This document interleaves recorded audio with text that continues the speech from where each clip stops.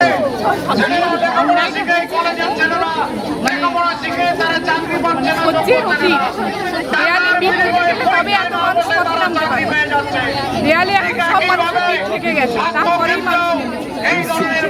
যার বাড়ি বাঁচাতে, যে যার নিজের মা বাঁচাতে, নিজের বোন বাঁচাতে আমরা একজোট হয়ে এই ঘটনাই নামা।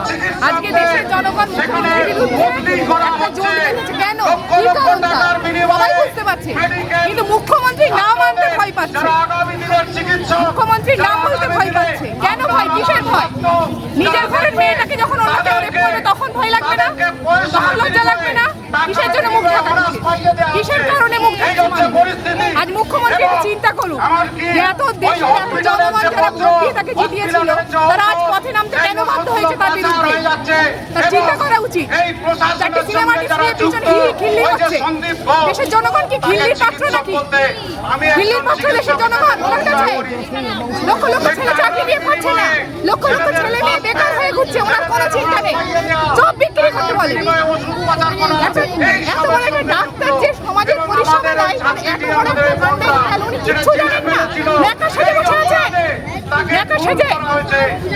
এর থেকে কিছু বলার নেই আমার। আপনার নাম? হাবিবা মল্লিক।